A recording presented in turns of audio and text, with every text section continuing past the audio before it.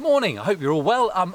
Let's start off with a bit of an apology. I haven't made a video for a little while. I appreciate that. Obviously I've been on holiday, it's the kids' summer holidays, and with the best will in the world, they're not particularly keen following daddy around making videos. They get a little bit bored. And just that daily routine of getting up, taking them to school, doing the bits and pieces I do, making the videos, it's all gone to pot at the moment.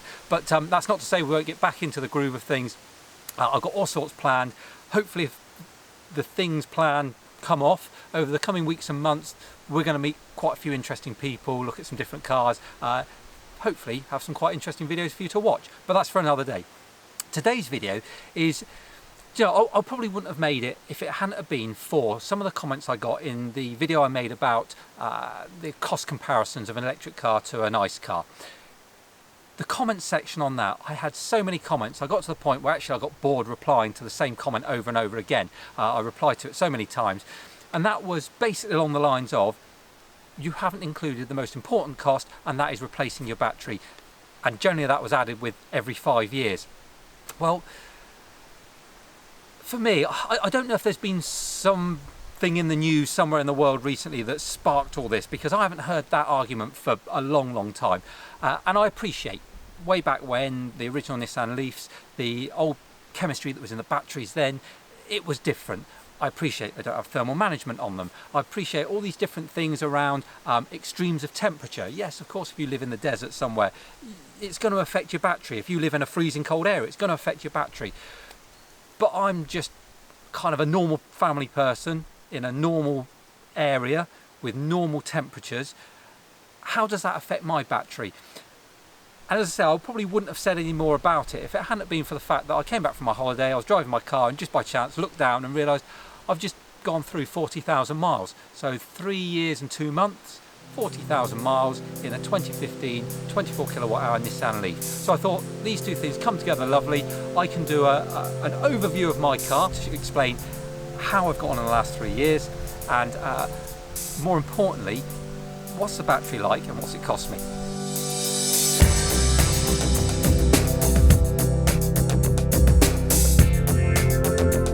So while we're out here, let's just start with the outside of the car, quick look around it, let's just see how it's fared over 3 years of normal driving in the UK. As I say, there's no temperature extremes here. Our summers are generally mid to high 20s, it's been a bit hotter this year, low 30s, and our winters are generally -1, -2, occasionally it goes a bit lower than that. But pretty much they're the parameters that this car has worked in for the last 3 years. So let's have a look.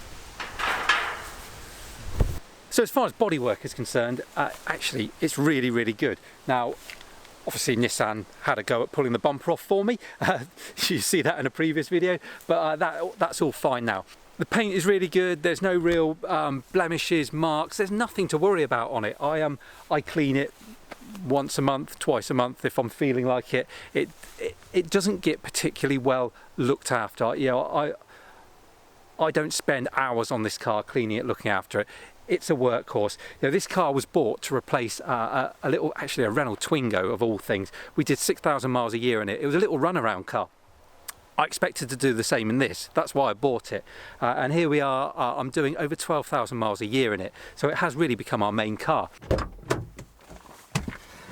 So back inside this car, well, I don't want this to turn into a review, as I said. So I'm not going to talk about what I think is good and what I think is bad. Ultimately, just over 3 years, the interior to this car has held up really well.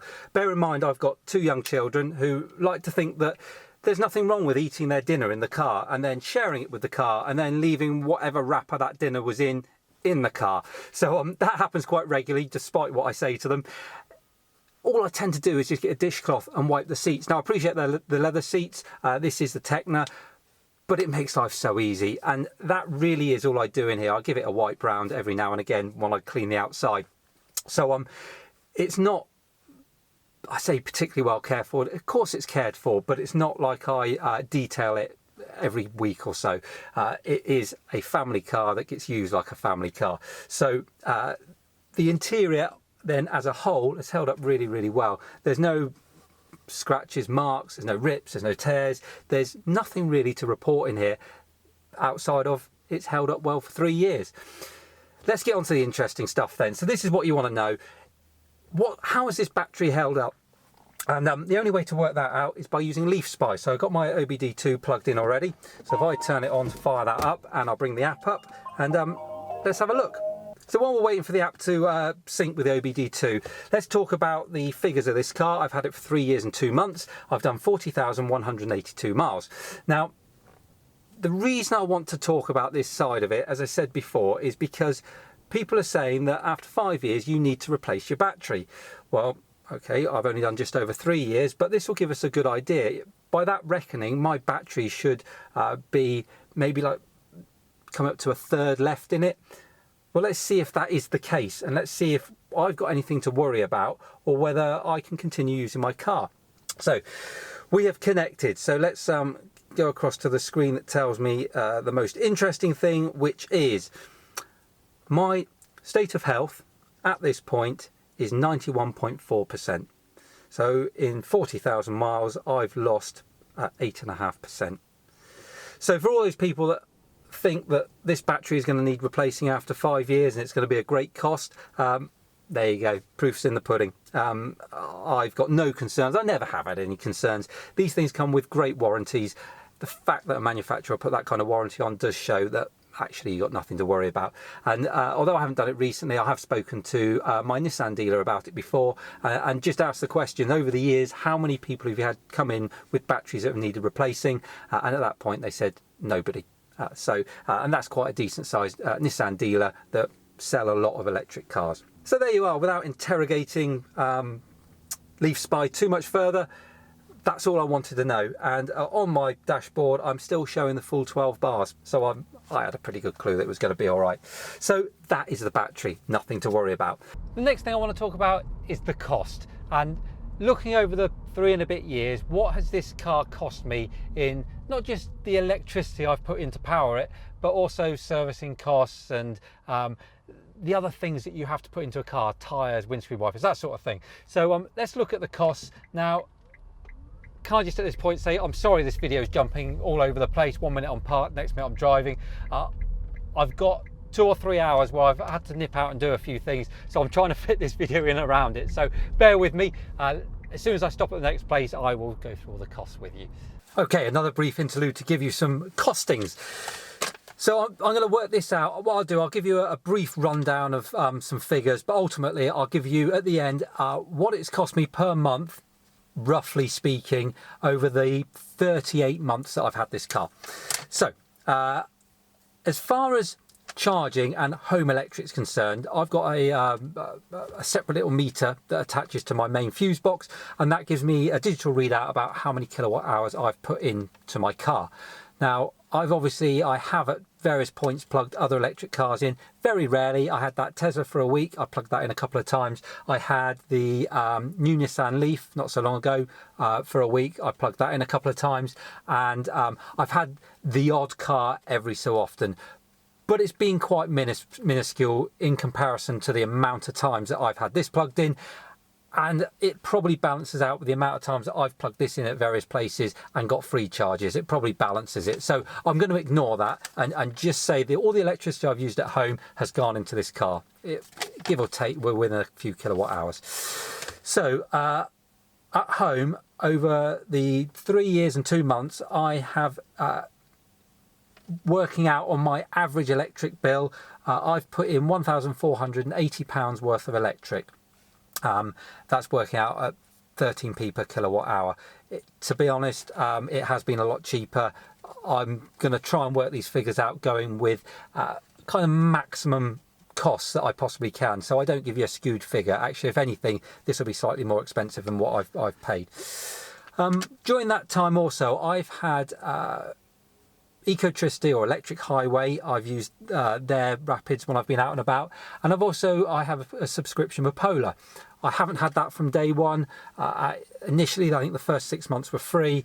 I haven't incorporated any of that. I've put into these costings if I was subscribing and paying for it from day one, and the electric that I've used and what it's cost me. So over the 3 years between Polar and Ecotricity, taking all that into consideration, I've spent £633. It's actually more than I thought, but again, when you break it down, that actually isn't very much. So what else have I done? I've had the car serviced every few years. Every few years, once a year. Obviously, the prices have gone up recently. It used to be £99 for the basic or the first service, then £150 for the major service.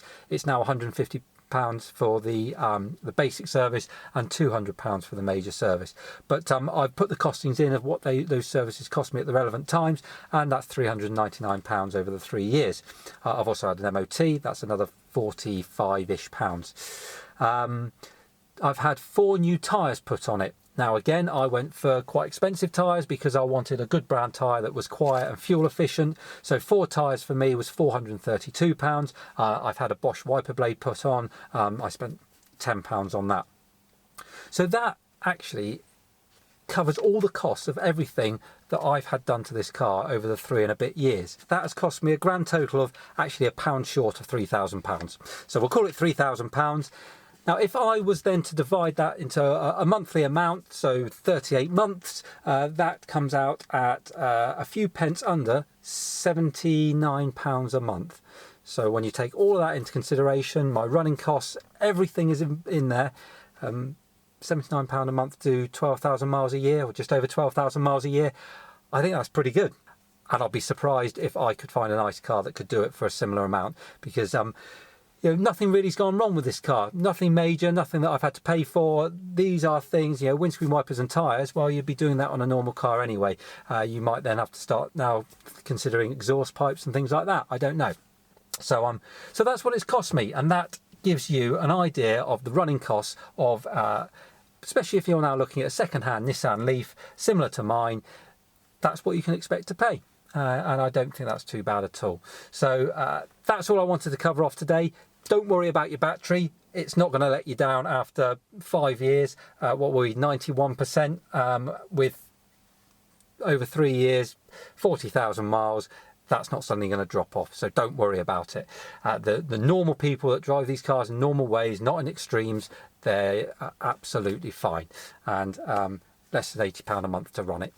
It's got to be good. So that's it for today. Hopefully you've enjoyed it. If you have, remember to like and share. And if you're not doing so already, subscribe to the channel. And if you fancy having a look and you want to support the channel, pop over to Patreon. There's a link here on the screen and have a look there. But until next time, you have a brilliant day, and I'll see you again soon. Take care.